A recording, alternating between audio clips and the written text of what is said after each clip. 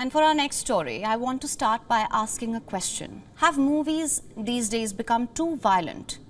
Has it all become too much? If yes, why are they so popular? What attracts people to violent movies? I ask this question because recently a Bollywood movie has sparked a massive debate. How much violence is too much violence in movies?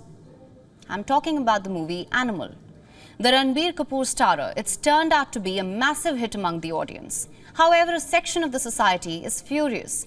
They have a bone to pick with the extreme violence in the movie. Described as a gritty crime thriller, this movie features intense sexual and domestic abuse. In fact, the movie is so violent at times that the British Censor Board has rated it 18, which means that it's suitable only for adults.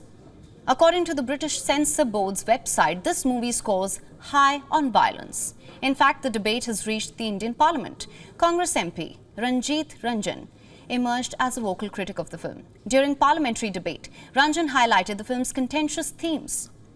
The member of the parliament voiced concerns about the potential impact of such content on the impressionable minds of the youth. She said that her daughter, as well as other children, were left visibly distraught and had to leave the movie hall midway. Now, Ranjan said, and I'm quoting here, the film's endorsement of violence and misogyny is disgraceful. So what is so controversial about this movie? After all, violence in cinema, it's not a new concept. Just look at South Korea's award-winning TV series Squid Games or Quentin Tarantino's movie Pulp Fiction. Even in Bollywood, you have Gangs of Wasseypur, Sangharsh, NH10, Khajni. So what sets this new movie, Animal, apart? The film, directed by Sandeep Reddy Vanga, chronicles a toxic father-son relationship. It is set against the backdrop of crime and the underworld. Again, not new themes. Since its release, the film has collected nearly 700 crore rupees in the box office. But despite stellar performances from the cast, it is facing backlash for its toxic characters and the problematic scenes.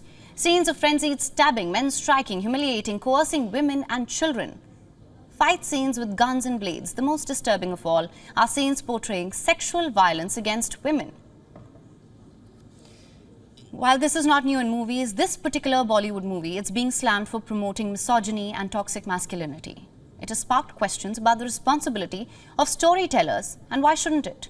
After all, cinema has a social impact. It is a tool of change, of inspiration, of culture. It shapes views and opinions.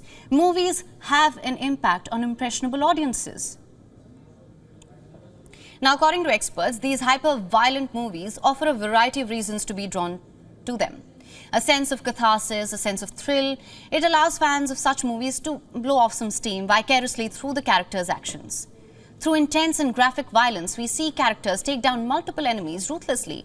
We end up rooting for them. Yet, there's a fine line between empowerment and toxicity. Some studies suggest that watching violent films can desensitize people to violence, while others suggest that the relationship between film violence and real-world violence, it's more complex than that. It's not clear whether watching violent films actually helps people to confront their own violent impulses, or does it simply reinforce those impulses and makes violence more socially acceptable. Therefore, it's important to recognize that the kind of violence portrayed in these films is not viable or healthy. Instead, we need to work towards creating a society that provides people with positive outlets for their frustration and anger, rather than glorification of violence and aggression.